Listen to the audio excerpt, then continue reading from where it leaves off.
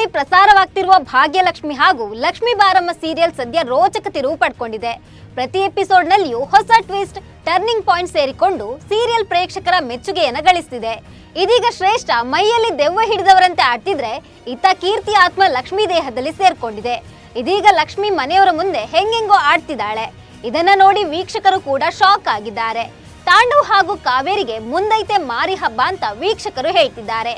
ಅಷ್ಟಕ್ಕೂ ಈ ಎರಡು ಸೀರಿಯಲ್ ನಲ್ಲಿ ಯಾಕೆ ಈ ಬದಲಾವಣೆ ಮಾಡಲಾಗಿದೆ, ಹೊಸ ಟ್ವಿಸ್ಟ್ ಗೆ ವೀಕ್ಷಕರ ರಿಯಾಕ್ಷನ್ ಹೇಗಿದೆ ಅಂತ ಹೇಳ್ತೇನೆ. ನಾನು ಶ್ವೇತಾ. ನೀವು ಸುದ್ದಿ ಅನ್ನದ ಸಬ್ಸ್ಕ್ರೈಬರ್ ಆಗೋದಕ್ಕೆ ಮರಿಬೇಡಿ.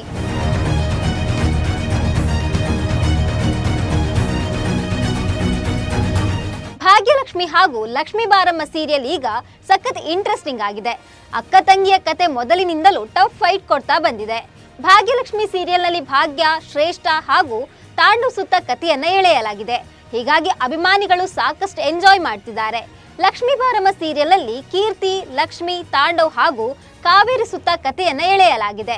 ಹೌದು, ಇತ್ತ ಭಾಗ್ಯ ಅತ್ತೆಯ ಮುದ್ದಿನ ಸೊಸೆ ಆಗಿದ್ರೆ, ಇತ್ತ ಕಾವೇರಿ ಲಕ್ಷ್ಮಿನ ಕಂಡ್ರೆ ಆಗೋದೇ ಇಲ್ಲ ಅನ್ನೋ ತರ ಆಡ್ತಿದ್ದಾಳೆ.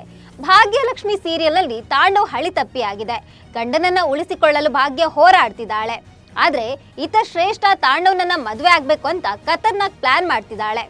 ಇನ್ನು ಇತ್ತ ಲಕ್ಷ್ಮೀ ಬಾರಮ್ಮ ಧಾರಾವಾಹಿಯಲ್ಲಿ ಕೂಡ ಕಾವೇರಿಯ ಕುತಂತ್ರಕ್ಕೆ ಕೀರ್ತಿ ಬಲಿಯಾಗಿದ್ದಾಳೆ. ಕೊಲೆ ಮಾಡಿ ಬಂದಿದ್ರು ಕೂಡ ಕಾವೇರಿಗೆ ಒಂಚೂರು ಪಾಪ ಪ್ರಜ್ಞೆ ಕಾಡ್ತಿಲ್ಲ. ಮನೆಗೆ ಬಂದು ಡ್ಯಾನ್ಸ್ ಮಾಡಿ ಲಕ್ಷ್ಮಿ ಕೈಗೆ ಸಿಕ್ಕಿ ಬಿದ್ದಿದ್ದಾಳೆ. ಅದಾದ ಮೇಲೆ ಲಕ್ಷ್ಮಿ ವಿಚಿತ್ರವಾಗಿ ಆಡ್ತಿದ್ದಾಳೆ. ಕೀರ್ತಿ ಶ್ರದ್ಧಾಂಜಲಿ ಸಭೆಯಲ್ಲಿ ಕೀರ್ತಿ ಆತ್ಮ ಲಕ್ಷ್ಮಿ ಮೇಲೆ ಬಂದಿದೆ. ಹೌದು, ಕಲರ್ಸ್ ಕನ್ನಡ ವಾಹಿನಿ ಲಕ್ಷ್ಮೀ ಬಾರಮ್ಮ ಸೀರಿಯಲ್ನ ಪ್ರೋಮೋ ಬಿಡುಗಡೆ ಮಾಡಿದೆ.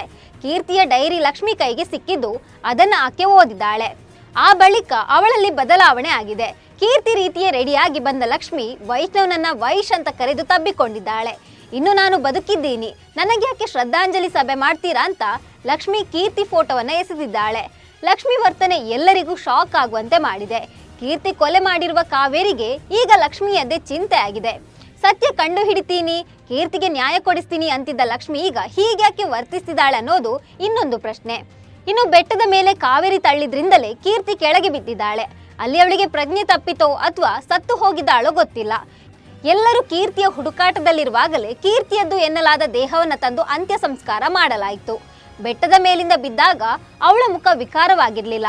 ಆದ್ರೆ ಎಪಿಸೋಡ್ನಲ್ಲಿ ಅವಳ ಮುಖವನ್ನು ತೋರಿಸದೆ ಅಂತ್ಯಕ್ರಿಯೆ ಮಾಡಲಾಗಿದೆ.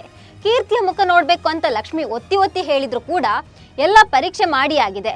ಅದು ಕೀರ್ತಿ ಅಂತ ವೈಷ್ಣವ್ ಹೇಳಿದ್ದನು.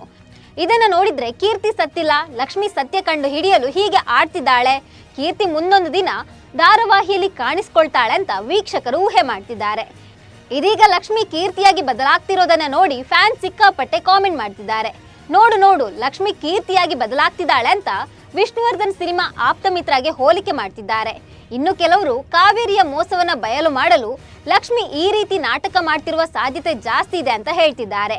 ಮುಂದಿನ ದಿನಗಳಲ್ಲಿ ಕಾವೇರಿಯು ಲಕ್ಷ್ಮಿಯನ್ನ ಸಾಹಿಸಲು ಮುಹೂರ್ತ ಇಡ್ತಾಳೆ ಅಂತ ವೀಕ್ಷಕರು ಕುತೂಹಲದಿಂದ ಸೀರಿಯಲ್ ನೋಡ್ತಿದ್ದಾರೆ.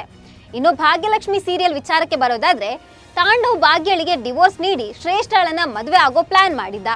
ಆದ್ರೆ ಭಾಗ್ಯ ಡಿವೋರ್ಸ್ ಕೊಡಲು ಒಪ್ಪದೆ ಗಂಡನನ್ನ ಉಳಿಸಿಕೊಳ್ಳೋ ಹೋರಾಟ ಮಾಡ್ತಿದ್ದಾಳೆ. ಶ್ರೇಷ್ಠ 2 ಮಕ್ಕಳ ತಂದೆಯನ್ನ ಮದುವೆ ಆಗ್ತಾ ಇರೋದು ಅನ್ನೋ ವಿಚಾರ ಆಕೆಯ ಮನೆಯವರಿಗೆ ಗೊತ್ತಾಗಿದೆ. ಹೀಗಾಗಿ ಈ ಮದುವೆಗೆ ಒಪ್ಪಿಲ್ಲ. ನೀವ್ಯಾರು ಇಲ್ಲದೆ ನಾನು ಅವನನ್ನ ಮದುವೆ ಆಗ್ತೀನಿ ಅಂತ ಸವಾಲ್ ಹಾಕಿದ್ದಾಳೆ ಶ್ರೇಷ್ಠ. ಮೈಯಲ್ಲಿ ದೆವ್ವ ಬಂದವರಂತೆ ಆಡ್ತಿದ್ದಾಳೆ. ನಾಳೆ ನಮ್ಮಿಬ್ರ ಮದುವೆ ಅಂತ ತಾಂಡವ್ಗೆ ಶ್ರೇಷ್ಠ ಹೇಳಿದ್ದಾಳೆ. ಈಗ ತಾಂಡವ್ ಅಡಕತ್ತರಿಯಲ್ಲಿ ಸಿಲುಕಿದ್ದಾನೆ. ಜೊತೆಗೆ ಶ್ರೇಷ್ಠ ನಾಗವಲ್ಲಿಯಾಗಿ ಆಡ್ತಿರೋ ಮಾತುಗಳು ಎದೆ ಬಡಿತ ಮತ್ತಷ್ಟು ಹೆಚ್ಚಾಗುವಂತೆ ಮಾಡಿದೆ. ಸದ್ಯ ಮುಂದಿನ ಎಪಿಸೋಡ್ಗಳಲ್ಲಿ ಈ 2 ಸೀರಿಯಲ್ಗಳು ಹೇಗೆ ತಿರುವು ಪಡೆದುಕೊಳ್ಳುತ್ತೆ ಅಂತ ಫ್ಯಾನ್ಸ್ ಕೂಡ ಕಾಯ್ತಿದ್ದಾರೆ. ಈ ಬಗ್ಗೆ ನಿಮ್ಗೆ ಏನನ್ಸುತ್ತೆ? ಶ್ರೇಷ್ಠ ತಾಂಡವ್ನ ಮದುವೆ ಆಗ್ಬೋದಾ?